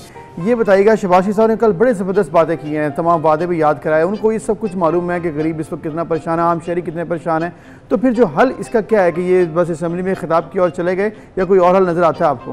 देखिए, इसका हल अपोजिशन ने नहीं देना, हल तो जो है वो इमरान खान के पास है। इमरान खान जब गवर्नमेंट में आए थे तो लगता है कि वो बगैर तैयारी के मुंह उठा के गवर्नमेंट में आ गए और उन्होंने आगे कहा मुझे तो पता ही नहीं था कि इतने कर्जे हैं और इतना बोझ है। और हालांकि ये गलत बात है, पाकिस्तान की जितनी भी इकॉनमी है, पाकिस्तान के जितने भी कर्जे हैं, पाकिस्तान का जितना भी बजट है वो छपा हुआ था। इमरान खान को पढ़ के आना चाहिए था, इमरान खान को तैयारी करके आनी चाहिए थी। इमरान खान ने कोई तैयारी नहीं की और आज भी इमरान खान जो है वो जिस तरह की फॉरेन पॉलिसी लेके चल रहे हैं, जिस तरह की वो इकदाम कर रहे हैं, उसमें पाकिस्तान जो है वो शदीद वो दिवालिया हो सकता है, पाकिस्तान दिवालिया हो सकता है। जो अच्छा, ये बात तो हमने 3 साल पहले भी सुनी थी जब इनकी हुकूमत आई थी, तभी इन्होंने कह दिया था ओ हो हालात तो बड़े ख़राब हैं, ख़जाना बिल्कुल खाली है, दिवालिया हो सकता है, उसके लिए कर्जे लेंगे। तो उन्होंने अपनी वक्तन फवक्तन लॉजिक्स देते रहे। लेकिन आपने जो कहा कि तैयारी नहीं थी, कंटेनर पर जब खान साहब थे तो ऐसा लगता था कि बहुत तैयारी है, शेडो गवर्नमेंट भी तैयार है, 200 इकोनॉमिस्ट भी हैं हमारे पास, पाकिस्तान ये तरक्की कर जाएगा। लेकिन हालात उस मुताबिक नहीं हुए। अभी भी जैसे आपने कहा कि हल जो है वो इमरान खान साहब की हुकूमत ने देना है या इमरान खान साहब ने देना है, असम्बली में तो वो मौजूद थे नहीं, लेकिन जो मौजूद थे वो एक्सेप्ट नहीं कर रहे कि ये हमारे प्रॉब्लम्स हैं, वो इसके ऊपर बात करने को तैयार नहीं है, हल की तरफ नहीं आ रहे बल्कि काउंटर अटैक कर रहे हैं। जैसे कल शीरी मजारी साहिबा ने जवाब देने की बजाय कि हम महंगाई को कंट्रोल करेंगे, ये हमारी पॉलिसी है, मैच्योर उस तरह से नजर नहीं आती है कॉन्वर्सेशन। जब आप ये कहना शुरू कर दें कि आपने भी तो कहा था पेट फाड़ के पैसे लाएंगे, क्यों नहीं आए पैसे, आप लूट कर बाहर चले गए, पैसा लेकर चले गए, आपने ये किया, अपने दौर में ये किया, अपने दौर में ये किया, ये तो ब्लेम गेम चल रही है। तो बच्चों की लड़ाई है जो असेंबली में हो रही है, हल की तरफ कौन सोच रहा है? देखिए, ये आपने खुद कह दिया कि अब शीरी मजारी को तो बताना ये चाहिए था कि पाकिस्तान जो है वो इस क्राइसिस में है या नहीं है और ये कैसे निकलेगा। अब मसला ये है कि पाकिस्तान तो इतनी शदीद मुआशी दबाव में है कि वो पाकिस्तान कभी भी जो है वो फिसल सकता है और पाकिस्तान का रुपया जो है 170 का हो गया, ये 200 तक या उससे आगे जा सकता है और पाकिस्तान जो दिवालिया भी हो सकता। इमरान खान खुद कह चुके हैं कई बार कि पाकिस्तान दिवालिया होने वाला, पाकिस्तान दिवालिया हो रहा है। और अब पाकिस्तान वाकई ये पाकिस्तान को इस जगह पे ले आए हैं जहां पर जो है वो लोगों की कमर टूट गई है, महंगाई की ऐसी शदीद हमला हुआ है कि लोग रोटी नहीं खा पा रहे हैं। ये आप बता चुके हैं बात कि ये मामला हुआ है। अब इसका जवाब तो शीरी को ये देना चाहिए था कि वापस ये हाल है, वो जवाब में जो साहब मैं 10 साल से तो देख ही रहा हूँ इनकी असेंबली की कार्रवाइयाँ, चाहे गवर्नमेंट किसी की भी हो, नून लीग या पीटीआई की, असेंबली में कभी भी जवाब इस तरह के नहीं आते हैं, कभी बहस जो है वो अच्छी नहीं देखी, वहाँ पर तनकीदी बहस ही होती है। मसाइल ये पाकिस्तान तहरीक इंसाफ जब पार्टी थी अपोजिशन में तो भरपूर अपोजिशन उन्होंने की, सड़कों पर निकले, लॉकडाउन किए, एहतजाज किए, धरने दिए। ये हमें ऐसा क्यों नहीं लगता कि पीडीएम, हालांकि मुल्क के हालात इतने ख़राब हैं, इतनी पोजीशन ख़राब है, इतनी कभी भी नहीं हुई है, उस तरह से क्यों नहीं जवाब दे पाती, लोगों को साथ मिलाकर दे जवाब गवर्नमेंट को? नहीं, आप तो ये कह रहे हैं कि पीडीएम जो है वो सड़कों पे निकली और इस गवर्नमेंट पता लगे ना कितने लोग खत्म कर दे। अच्छा, इस गवर्नमेंट को खत्म कर दे, लेकिन पीडीएम का गवर्नमेंट को खत्म करने का कोई इरादा नहीं है। मरीम नवाज खुद कह चुकी हैं कि 5 साल की मुद्दत जो है इमरान खान, तो फिर ये बर्दाश्त करें ना, फिर चुप करें। अच्छा, बर्दाश्त नहीं, लेकिन ये तो अपोजिशन की जिम्मेदारी है कि वो जो मुल्क की जो इतनी गंभीर और इतनी खतरनाक सूरत बातें करे उसके ऊपर, उसके अवाम को आगाह करे ताकि अवाम अगले इलेक्शन में अपोजिशन को वोट दें, इमरान खान को वोट ना दें और वो गवर्नमेंट अपनी बना के हालात को ठीक कर दें। यानी कि अपनी अपनी सियासत चमकाई जा रही है, दोनों तरफ से अवाम का कुछ नहीं सोचा जा रहा, लेकिन कहीं ना कहीं पर तो ऐसा ही इस इंतखाबी इस्लाहात के ऊपर भी कहा जा रहा है कि अपोजिशन को ऑन बोर्ड लेना होगा, गवर्नमेंट को, और बैठकर बात करना होगी। मुस्लिम लीग नून ने रिजेक्ट कर दिया जी पेशकश। उन्होंने कहा ज़बरदस्ती हमें बुला लेते हैं, खुद आते नहीं हैं, डिबेट करते नहीं हैं, ना हमारी बात सुनते हैं। एक कमेटी जो सरसरी सी बना दी जाती है, जब वो कुछ डिमांड करती है, ये दिखाने के लिए कुछ कहा जाता है। शायद खाकान अब्बासी ने कल ये बड़ा क्लियरली बोला कि बिल जो है, बिल तक तो उनके सामने रखा नहीं जाता, डिस्कशन की ये लोग बात करते हैं। आपको क्या लगता है किसकी नीयत में खोट है? देखिए, इमरान खान तो ऐसे लगता है कि वो एक प्लान किए हुए हैं कि ईवीएम मशीन भी लाएंगे और जो तारकीन वतन है उनको वोट डालने का हक भी देंगे। अच्छा, अब तारकीन वतन को वोट डालने का हक जो है वो इमरान खान का भी ख्याल है और किसी हद तक ये सच्चा ख्याल है उनका कि तारकीन वतन की जो अक्सरियत है वो इमरान खान को वोट देगी। तो शायद अपोजिशन ये नहीं चाहती कि तारकीन वतन जो है वो वोटिंग लिस्ट में आए और वो वोट डालें और जिससे इमरान खान के जीतने के इम्कान बढ़ जाए। एक बात ये है। दूसरा, EVM के ऊपर जो है वो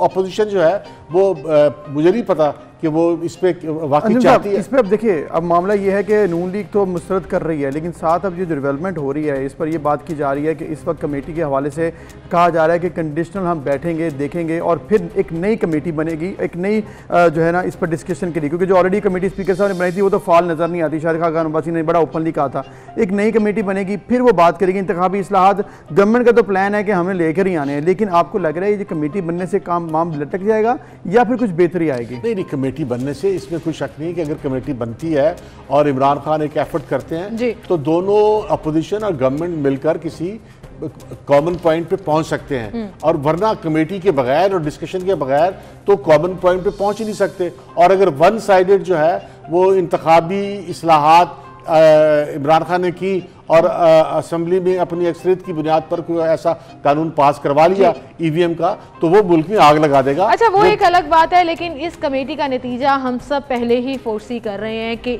गवर्नमेंट की बनाई हुई EVM मशीन पर ऑपोजिशन कभी भी एतमाद नहीं करेगी। इलेक्शन कमीशन ने जो एतराज़ात लगाए हैं, गवर्नमेंट अगर उनको दूर कर ले और इलेक्शन कमीशन को अपनी साइड पर ले आए तो सिचुएशन थोड़ी बेहतर हो सकती है। वरना तो ऐसा लग रहा है गवर्नमेंट एक साइड पर खड़ी है, ऑपोजिशन, इलेक्शन कमीशन सब एक साइड पर खड़े हैं और आवाम बेचारी सिर्फ मुंह देख रही है क्योंकि उनको समझ कुछ नहीं आ रहा। बहरहाल, आपने जो जिक्र किया ऑपोजिशन का, वहीं पर गवर्नमेंट कहीं ना कहीं एक्टिव भी हो जाती है। एक बार फिर से साबिक वज़ीर आज़म नवाज शरीफ साहब के हवाले से जो फिलफोर जायदादें फरोख्त करने के हवाले से इकदामात है, जिसमें तमाम डिप्टी कमिश्नर्स को मरासला जारी कर दिया गया है, कहीं ना कहीं ये वो नहीं है कि थोड़ा सा एक्टिवेट कर देते हैं कि जी हम दोबारा से ये बयानियां उठाएं कि नवाज शरीफ को वापस आना होगा वरना ये कर देंगे वो कर देंगे और अब जायदादें फरोख्त होने की बात हो रही है। लेकिन ये नैब तो ने ये जो ऐलान किया है कि वो मियां नवाज शरीफ की जायदादें नीलाम करेंगी, इससे पहले भी मुशर्रफ पीरियड में भी मियां नवाज शरीफ की जायदादें नीलाम करने की कोशिश की गई, जायदादें नीलाम नहीं हुई। लोग जो है वो इतने बेवकूफ़ नहीं हैं कि मियां नवाज शरीफ की या जो पॉपुलर लीडरशिप है इनकी जायदादें खरीद लें, जिसके बारे में उन्हें डाउट है कि आइंदा जब इक़्तिदार में भी आ सकते हैं और ये जायदादें उन्हें वापस भी करनी पड़ सकती हैं। एक तो ये जायदादें फ़रोख्त होंगी नहीं। दूसरी बात यह कि इस लम्हे पर जब मियां नवाज शरीफ के मुकदमे की अपील जो है वो हाई कोर्ट में ज़ेर समाअत है और फैसला सुप्रीम कोर्ट तक होना है, हाई कोर्ट के बाद सुप्रीम कोर्ट भी जाना है। सुप्रीम कोर्ट से पहले आप जायदादें नीलाम कर कैसे सकते हैं? और नैब जो है जायदादें नीलाम करने का सिवाय इसके और कोई मकसद नहीं कि मियां नवाज शरीफ के खिलाफ एक मीडिया ट्रायल किया जाए, मियां नवाज शरीफ की बदनामी के लिए मुझे लग रहा है, ऐसा लग रहा था कि शायद ये टॉपिक थोड़ा पीछे जाता जा रहा है तो एक दफा फिर से इस पर बात की जाए। लेकिन आपकी वही बात है कि इसको चैलेंज भी तो किया जा सकता है ना फिर, कि अभी इतना आसान तो नहीं है। इसाकदार साहब की दफा भी चैलेंज हो जाएगा, लेकिन नैब की नीयत ये है कि वो इस तरह इससे इमरान खान की हुकूमत को स्ट्रेंथन करे और अपोजिशन को कमजोर करे, उनके खिलाफ इल्जाम तराशी को जो है वो आवाम के सामने लाएं और उसका मीडिया ट्रायल करें और उसका प्रोपेगेंडा करें।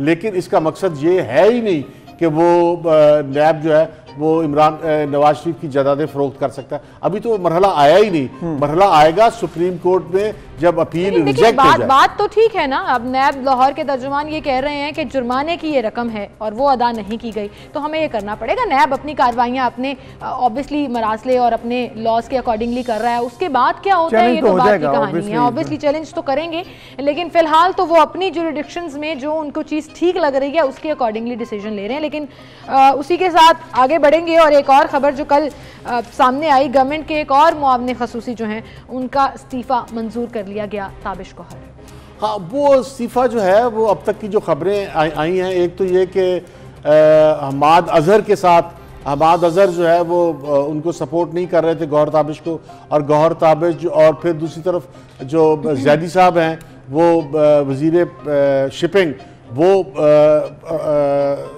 गौहर ताबिश के लिए मसाइल खड़े कर। होता क्या है, मसला क्या है? मतलब देखें, ताबिश गौहर को लेके आए कि बड़े ज़बरदस्त ये बंदे हैं और ये जब काम करेंगे तो कमाल हो जाएगी। साल काम किया और उस दौरान ही 2 दफ़ा इस्तीफ़ा दे दिया, अब तो मंजूर हो गया।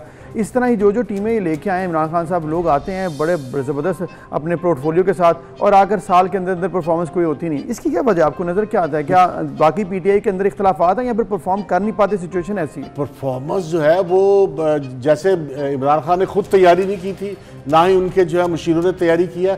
अब आप देखें कि LNG खरीदने में, पेट्रोलियम खरीदने, सिर्फ ताखीर की वजह से अरबों रुपए का पाकिस्तान को नुकसान हुआ। एक दफा नहीं, बिल्कुल एक से ज्यादा दफा। महज आपकी नाहली, आपकी सुस्ती, आपकी काहली, आपको नजरअंदाज करने की वजह से आपने कौम को इतना शदीद, ये इमरान खान की कितनी बड़ी जो है वो ज्यादती है इस मुल्क के साथ, बगैर तैयारी के। आपको याद होगा गंदुम बहरान जो आया था, जो सबसे पहला, लेकिन आप देखिए आपको याद होगा गंदुम बहरान जो आया था, आटे की किल्लत पैदा हुई थी जो सबसे पहले, वो भी इसी वजह से हुई थी कि गंदुम प्रॉपर्ली खरीदी नहीं गई, प्रॉपर्ली डिस्ट्रीब्यूट टाइमली नहीं हुई, इन्हें पता ही नहीं था कि ये करना है, और फिर एकदम से क्राइसिस आ गया। पाकिस्तान के अवाम पहले ही कुचले हुए हैं, पाकिस्तान के अवाम पहले ही जो है वो कसम पुरसी की जिंदगी गुजार रहे हैं, उनके पास जो है वो महंगाई ने उनकी कमर तोड़ दी है, रोजगार है नहीं, और उसमें आपकी नाहली की वजह से अवाम पर और बोझ पड़ जाए, पेट्रोल महंगा हो जाए और गंदम महंगी हो जाए, चीनी महंगी, ये नाहली की वजह। 100% बात ठीक है कि नाअहली है, बैड गवर्नेंस है, तभी आटा चीनी चावल के क्राइसिस आए हैं, इसके साथ साथ अद्वियात, पेट्रोलियम क्राइसिस और LNG का क्राइसिस जो आया, ये तमाम इसी वजह से कि गवर्नमेंट जो है परफॉर्म नहीं कर पाती, बैड गवर्नेंस है और इसके साथ एडमिनिस्ट्रेटिव इशूज आ रहे हैं। बहुत शुक्रिया आपका अंजुम साहब, आपने हमें बताया तमाम सिचुएशन से।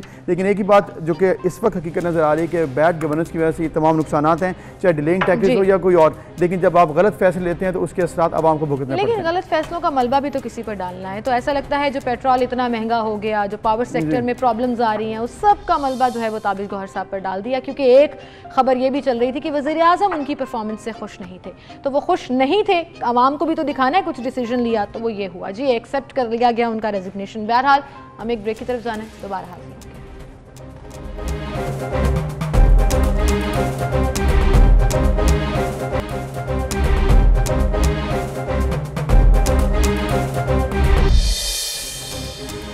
Welcome back. एक बार फिर से नाज़रीन आपको खुशामदीद कहेंगे, और जहां पर मुल्क भर में तकरीबात का सिलसिला चल रहा होता है, वहीं पर एक बहुत अहम इवेंट जो हर साल पाकिस्तान होस्ट करता है वो है जी करतारपुर में बाबा गुरु नानक के बरसी और उनके बरसी की जो तकरीबात हैं उसको, और अब जो है वो 482वीं बरसी ज्योति जोत जिसे कहा जाता है उसकी तकरीबात का सिलसिला शुरू हो चुका है, और वहाँ पर सिख यात्रियों की आमद का सिलसिला भी जारी है। जी, चूँकि आपको मालूम है कि पाकिस्तान में ननकाना साहब जो कि बाबा गुरु नानक की जन्मभूमि थी, और इसके बाद करतारपुर जहाँ पर उनकी बरसी की तकरीबात होती हैं, बहुत अहम है सिख बरादरी के लिए। तो पाकिस्तान ने तो तमाम फैसिलिटीज़ रखी हुई हैं, इजाज़त भी दी है, दुनिया भर से सिख बरादरी आ भी रही है, SOPs को फॉलो भी करवाया जा रहा है। लेकिन कुछ खबरें इस तरह से हैं कि भारत की साइड से इस वक्त जो सिख यात्री हैं उनको आने में थोड़ी दुश्वारी पेश आ रही थी, और आज चूँकि 22 सितंबर है, आज बरसी की तकरीबात का बाकायदा आगाज़ है, तो इस पर हम बात करेंगे इस वक्त सिचुएशन क्या है और ओवरऑल इस दिन के हवाले से क्या कहेंगे। हमारे साथ मौजूद हैं परमिंदर बरियाना साहब जो कि इंडियन सिख हैं और जर्नलिस्ट हैं, और वहीं पर अपनी खिदमत से अंजाम देते हैं। परमिंदर, बहुत शुक्रिया आपने वक्त दिया। आज के दिन के हवाले से बाबा गुरु नानक की आज बरसी है, क्या कहेंगे, पहले तो आप ये बताइएगा।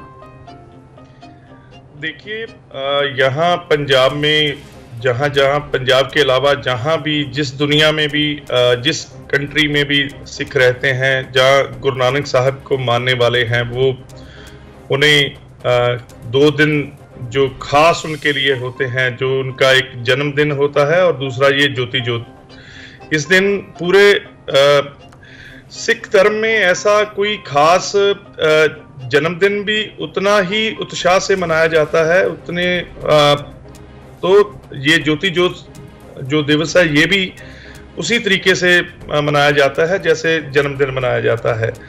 तो ये एक बड़े स्तर पर कह सकते हैं पूरे दुनिया में जहाँ जहाँ सिख रहते हैं, जहाँ जो गुरु नानक साहब को मानते हैं, वो उनके लिए जो आज का दिन बहुत अहम दिन है, वो याद करते हैं। यहाँ जितने पंजाब में गुरुद्वारा साहिब हैं वहाँ पर पूरे पाठ रखा हुआ है, भोग पाए जा रहे हैं, लंगर लगे हुए हैं।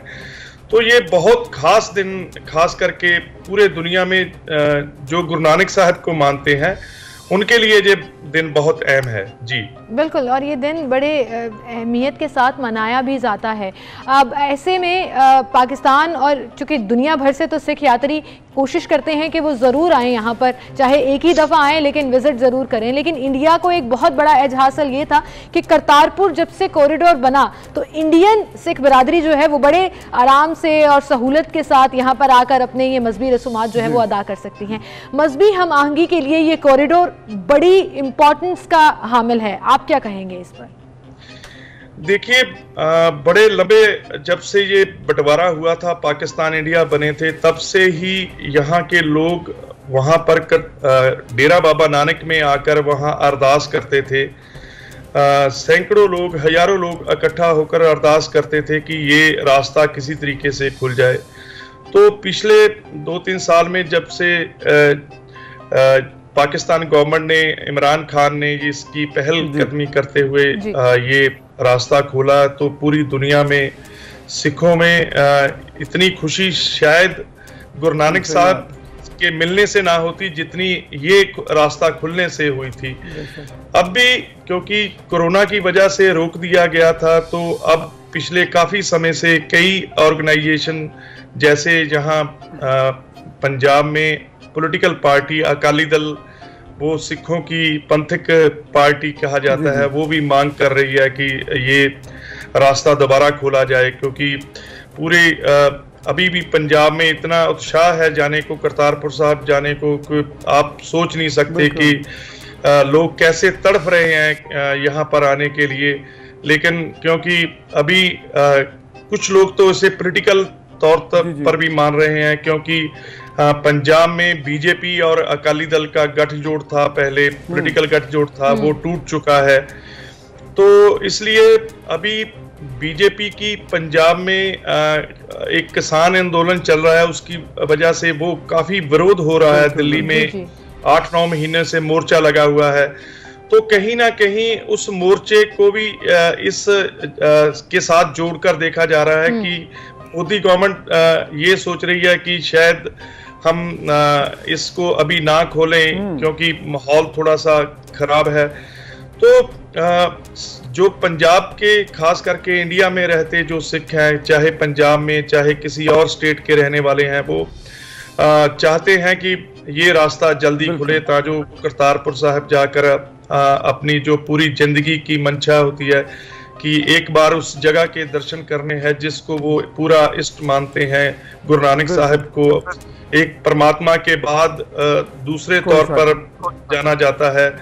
सो बहुत ज्यादा तड़फ है लोगों में कि वो आकर यहाँ पर मत्था टेकें, दर्शन करें। आपको जी वेलकम है परमिंदर साहब, आपको और आपकी बरादरी को, और पाकिस्तान हमेशा वेलकम किया है, आइंदा भी करता रहेगा, पहले भी किया है। और हमारा वादा है तमाम सिख बरादरी से, तमाम अक़लीतों से जो कि पाकिस्तान में आना चाहते हैं अपनी मजहबी रसूमात के लिए, वो पाकिस्तान में जरूर आएँ, वेलकम है। लेकिन आप हमारे मेहमान, हम आपके मेज़बान। जी बहुत शुक्रिया परमिंदर आपका, और हम उम्मीद करते हैं कि जल्द आप पाकिस्तान आएंगे और ये जो मजहबी रसूमात है इसको अदा करने में आपको मज़ीद आसानी भी पैदा होगी। इसके लिए पॉलिटिक्स जो है उसको साइड पर रखना चाहिए, इसमें भारत को भी सोचना चाहिए कि पॉलिटिक्स, मजहब और इस तरह की तमाम जो ज़रूरियात होती हैं उसमें नहीं आनी चाहिए। बिल्कुल। इसी के साथ आंसर एक ब्रेक लेते हैं, दोबारा हाजिर होंगे, आप हमारे साथ ही रहिएगा।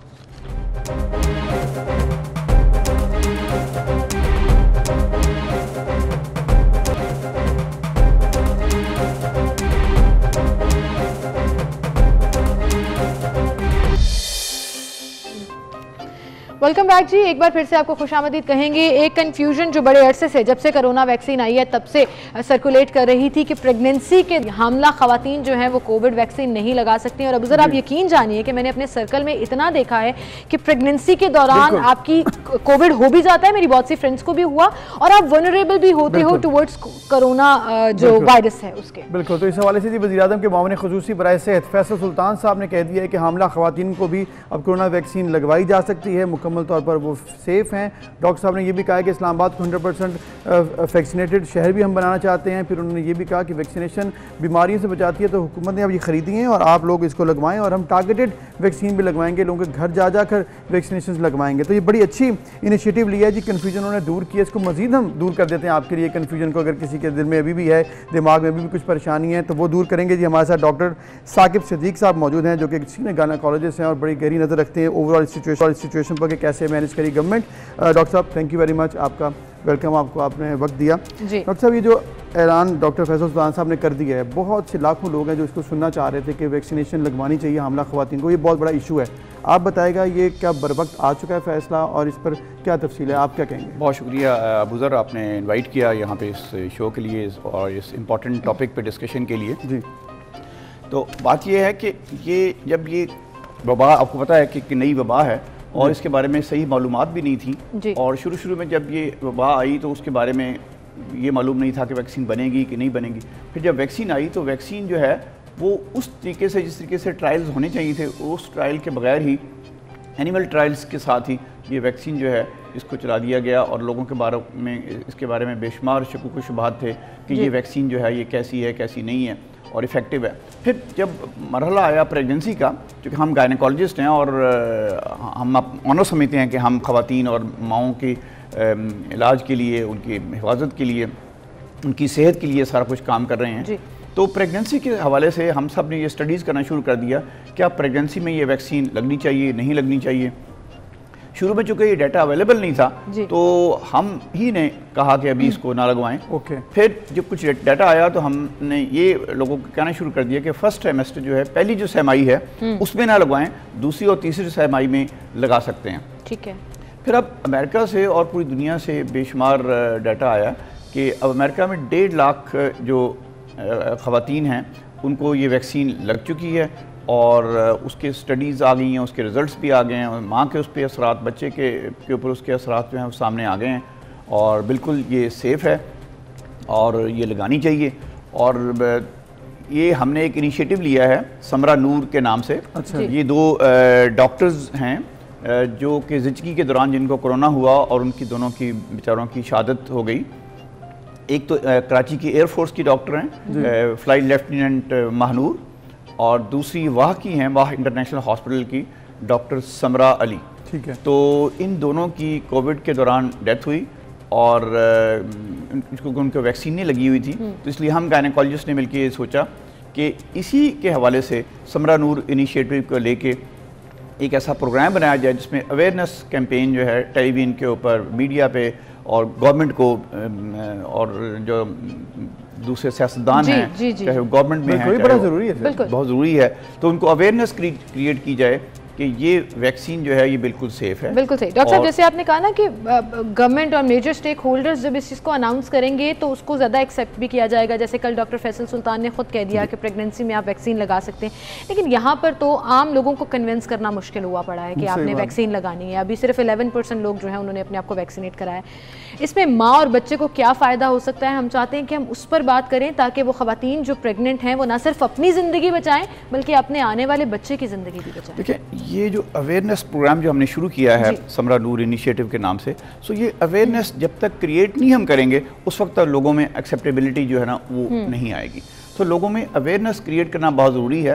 आपको मालूम होगा कि सिजेरियन सेक्शन के हवाले से लोगों में एक्सेप्टेबिलिटी जो है बहुत देर से आई। बिल्कुल। तो अब बात ख़वातीन खुदा के कहती हैं कि जी हमने पेंस नहीं लेनी और उसका सिजेरियन सेक्शन कर दें। बिल्कुल। या इस तरह के हवाले से या कि जी अगर एंड पे आपने सिजेरियन सेक्शन करना है तो मैं ट्रायल नहीं लेना चाहती वगैरह वगैरह। सिमिलरली इसी प्रोग्राम ने हमने IVF की बात की टेस्ट ट्यूब बेबी के हवाले से। तो शुरू में टेस्ट ट्यूब बेबी को लोग पता नहीं क्या कुछ नाम देते थे बल्कि, तो अब उसकी एक्सेप्टेंस जो है ग्रेजुअली आ गई है। सो ये इसकी एक्सेप्टेंस जो है इसके हमारे ऊपर और आपके ऊपर डिपेंड करता है कि हम अवेयर लोगों में और हुकूमत में कितनी अवेयरनेस जो है वो क्रिएट करते हैं, और अवेयरनेस क्रिएट करेंगे तो लोगों में ये एक्सेप्टेबिलिटी हो जाएगी। सही। देखिए, ये जो कोविड है, अगर एक प्रेग्नेंट खातून को इस चीज़ को समझने की ज़रूरत है। एक हामला खातून को अगर ये कोविड होता है तो उसमें कॉम्प्लिकेशन होने के चांसेस ज़्यादा हैं जो एक आम औरत है उसके मुकाबले में। अच्छा। इस औरत को जो कि हमला है और कोविड हो गया और उसको वैक्सीन नहीं लगी हुई तो उसको मिसकैरेज के चांसेस ज़्यादा हैं, उसको प्रीमेच्योर डिलीवरी होने के चांसेस ज़्यादा हैं, उसमें प्री क्लैम्पिया जिसमें हम कहते हैं ब्लड प्रेशर हाई हो जाता है प्रेगनेंसी में, उसके होने के चांसेस ज़्यादा हैं, और बच्चे की ग्रोथ भी इफ़ेक्ट हो सकती है, और इसी तरीके से बच्चे के अंदर भी कॉम्प्लिकेशंस हो सकती हैं। ये वायरस बच्चे में मुंतकिल होता है या नहीं होता, ये एक कंट्रोवर्सी अभी इसके ऊपर रिसर्च जारी है, लेकिन ये बातें बहुत अहम है कि अगर किसी को हामला औरत को वैक्सीन लगा दी जाए तो वैक्सीन के फ़ायदे बहुत। तो डॉक्टर साहब, क्योंकि ख़वातीन जब प्रेग्नेंट होती हैं तो ऑब्वियसली वल्नरेबल भी होती हैं, ज़्यादा वो वोलेटाइल होता है कि कोई मसला हो सकता है, तो उसमें अब कोविड ऑब्वियसली आए तो ज़्यादा आपने कहा कि वो परेशानी की बात है, इम्यूनिटी अगर लो है तो फिर अब वैक्सीन लगवाने के बाद भी कुछ ख़वातीन बीमार हो जाते हैं या लोग भी बीमार होते नज़र आ रहे हैं। अगर वो कॉम्प्लिकेशन आ जाए कि वैक्सीन के, उसको आपने मैनेज कर लिया है, देख लिया है कि कैसे उसको डील करना है, क्योंकि वैक्सीन लगवाने के बाद भी कुछ लोग बीमार हो रहे हैं, तो उस पर कैसे देखा जाएगा, कैसे उसको मॉनिटर कर रहे हैं? लेकिन दो बातें इसमें समझने की ज़रूरत है। एक तो ये है कि वैक्सीन के जो साइड इफ़ेक्ट्स हैं वो बहुत ही मामूली हैं। ठीक है। उसमें आपको बुखार हो सकता है चंद दिनों के लिए, सिर्फ चंद दिनों के लिए, और कोई जिस्म में दर्द हो सकती है, और ये सिंपल पैरास्टामोल लेने से ये बुखार और दर्दें जो हैं वो ठीक हो जाती हैं। ठीक है, चंद दिन से ज़्यादा इसकी वो कॉम्प्लिकेशन नहीं है। दूसरा आपने सवाल किया कि अगर वैक्सीन लगवाने के बाद भी कोविड हो सकता है, तो जी बिल्कुल आपने सही कहा कि वैक्सीन लगवाने के बाद भी कोविड तो हो सकता है, लेकिन स्टैटिस्टिक्स ने ये साबित किया, डाटा ने, कि वैक्सीन कंप्लीट अगर आपने 2 डोजेज़ वैक्सीन के लगवा ली हैं तो उसके बाद जो आपको कोविड होगा तो उसमें कॉम्प्लिकेशन, उसके अंदर कम होगी, प्रॉब्लम जो हैं वो कम होंगे। इसी तरीके से हामला ख़वातीन की जब हम बात कर रहे हैं, तो ये हामला ख़वातीन जिनको कोविड वैक्सीन लग गई है तो उनमें सीरियस होने के चांसेस कम हैं, और उनमें जो उसकी जो आईसीयू में एडमिशन के चांसेस कम हो जाते हैं। ठीक है, वो बहुत ख़वातीन ऐसी हैं जिनको वो कोविड हुआ और उन्होंने वैक्सीन लगाई तो वो सिंपल पैनाडोल खाने से या घर में रह के वो ठीक हो गई, या अगर हॉस्पिटल में गई हैं तो आईसीयू में दाखिल होने की ज़रूरत नहीं पड़ी, उनको वेंटिलेटर पे जाने की ज़रूरत नहीं पड़ी, और जिनको वैक्सीन लग चुकी है उनमें अभी तक कोई डेथ रिपोर्ट नहीं हुई। जिन ख़वातीन को हमला ख़वातीन को कंप्लीट वैक्सीनेशन हो चुकी हुई है, अगर उनको बाद में कोविड हो भी गया है तो सेवेरिटी कम है, तो उनकी सेवेरिटी कम है, अभी तक कोई डेथ रिपोर्ट नहीं हुई। तो इस लिहाज से देखा जाए तो प्रेगनेंसी में वैक्सीन ज़रूर लगवानी चाहिए, और प्रेगनेंसी का कोई भी वो है, फर्स्ट सेमाई है या दूसरी सेमाई है या तीसरी सेमाई है, किसी सेमाई में बिल्कुल सही। और इसके लिए डॉक्टर से ज़रूर पूछें, ये भी बड़ा मैटर करता है। डॉक्टर साहब फिर एक और सवाल आता है, कौन सी वैक्सीन लगवाएं? हम यहाँ पर उसकी भी तकसीम करके बैठे हैं कि कुछ वैक्सीन हैं जो कुछ पर्टिकुलर लोगों के लिए है। हाँ, ये ज़रूर एक्सेप्ट किया जा रहा है कि फाइजर या मॉडर्ना सीरियसली इल लोगों को प्रेफर किया जा रहा है कि वो वाली लगाई जाए। ऐसी कोई बात नहीं है, क्योंकि आप कर रहे हैं, आप बच्चों को फाइजर लगा रहे हैं, मॉडर्ना लगा रहे हैं, गवर्नमेंट लेवल पर आपने ये डिसाइड किया। जो वैक्सीन भी अवेलेबल है, देखिए बात ये है कि अनफॉर्चुनेट बात ये हुई पूरी दुनिया के अंदर, वैक्सीन की अफादियत के हवाले से दुनिया में साइंस की बजाय थोड़ी सी सियासत की गई। ठीक, जिन मुल्कों में आपस में कोई सियासी रकाबत थी तो उन्होंने ये कह दिया कि जी उस मुल्क की वैक्सीन इतनी अच्छी नहीं है, इस मुल्क की अच्छी है, वगैरह वगैरह। लेकिन साइंटिफिकली देखा गया है कि सारी वैक्सीन जो हैं वो बराबर हैं, उनकी अफादियत में कोई ज़्यादा फ़र्क नहीं है। सही। सो हमारे यहाँ ज़्यादातर जो है चाइनीज़ वैक्सीन लग रही हैं, ये बिल्कुल ठीक है। जो भी वैक्सीन आपके पास अवेलेबल है, चाहे वो साइनोफार्म है, फाइजर है, एस्ट्राजेनेका है, जो भी अवेलेबल है वो लगवा लीजिए। जिस तरह मैंने कहा कि सारी वैक्सीन जो हैं उनकी अफादियत ठीक है, जो आपको अवेलेबल है बस लगवाएं, सभी सेफ हैं। लेकिन अगर आपने बाहर ट्रेवल करना है किसी मुल्क में और वहाँ पे कंडीशन फिर अलग है, तो वो अगर जो उस मुल्क में वैक्सीन एक्सेप्टेड है, जाहिर है आप वो लगवाएंगे। और अगर आपने मुल्क में ट्रेवल नहीं करना तो जो भी आपके नियरेस्ट सेंटर में वैक्सीन अवेलेबल है वो लगवा लीजिए। किसी जगह अपने घर से दूर जाने की जरूरत नहीं है, किसी बड़े सेंटर में जाने की जरूरत नहीं है।